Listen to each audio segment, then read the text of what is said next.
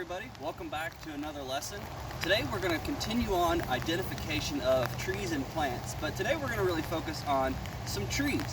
Now, all the trees we're going to show you today are native here to our region of southeast Tennessee, and I figured we'd actually start with our state tree, the tulip tree. If you look in here closer at the tulip tree, you're going to notice that the leaves have a very distinct shape to them, okay?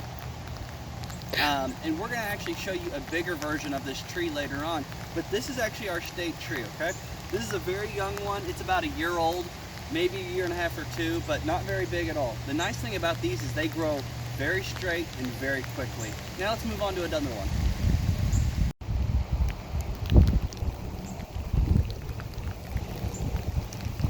Alright, so now we're going to move on to our plum tree.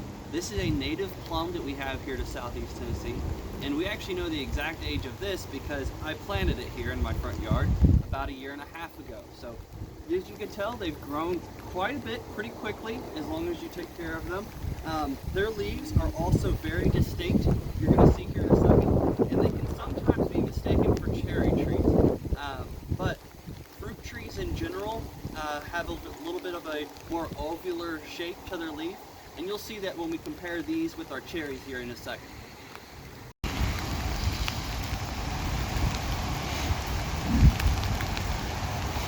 Now let's move on to a very, very easy tree to identify, okay? As you can tell, the leaves on these are very, very distinct. They have a nice heart shape to them.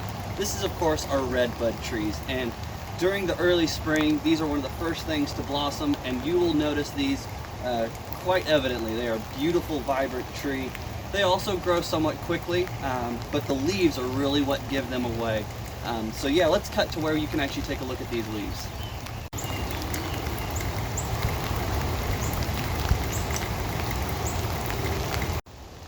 So here we're just going to talk about briefly the subspecies of trees, okay? So here we have a cherry tree, but it is a certain type of cherry tree. This is called a laurel cherry tree. Now I'm going to show you a black cherry tree here in just a second, and unless these two are sitting next to each other, it can be really, really hard to tell the difference. But today's class, we're just going over the broad spectrum, okay? If you want to learn more specifically what exactly the tree is you're looking at, I would highly encourage you to get one of those guide books we talked about in the last video, okay? The nice thing about cherry trees is that they provide a lot of fruit for all of the birds and the insects around us, okay? Black cherries and laurel cherry trees have the most number of caterpillars and insects in all of southeast Tennessee that they are the most useful for. So if you're trying to attract more birds to your yard, cherries are a good place to start.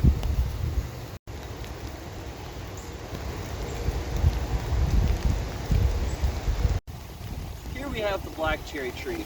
Now on the surface, again, it looks very, very similar to a laurel cherry.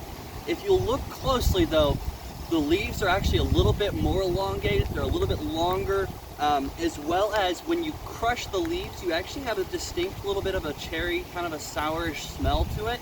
And then the bark on it, as they get older, tends to be a little bit more differentiated, and then the flowers look a little bit different. I would definitely go on Google Images and take a look at what I'm talking about. But let's take a look at what these leaves look like.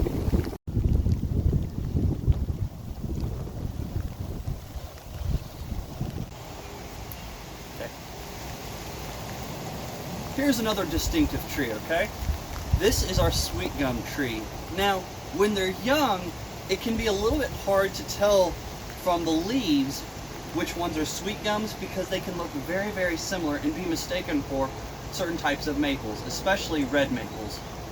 So the sweet gums, when you come in here closer in just a minute, you'll notice the little teeth on the edges of the leaves, as well as they have 5 distinct lobes, okay?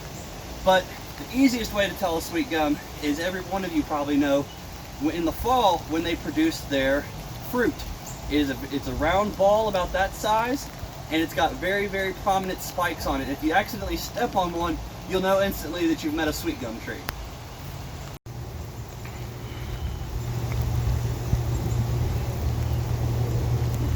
Alright, so earlier we identified what a tulip tree, again, our state tree, what it looks like when it's a tiny little sapling.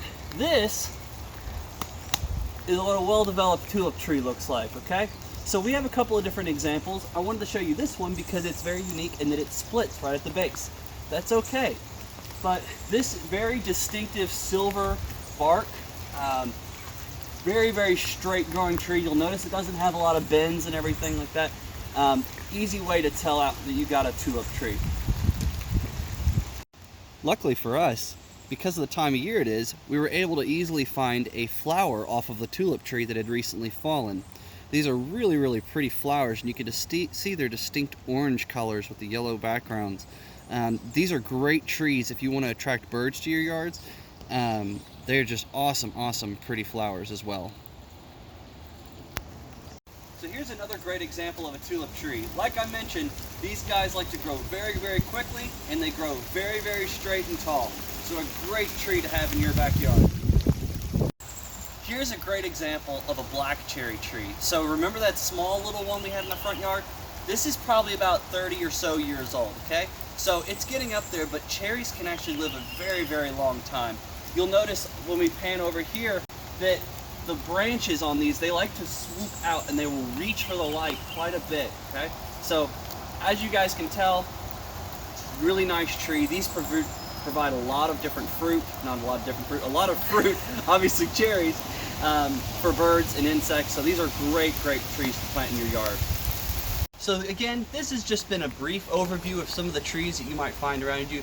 We didn't even cover any of the oaks, maples, anything like that. So there are tons and tons of trees. We're lucky because, believe it or not, this area of the country actually is host to almost more tree species than any other place in North America.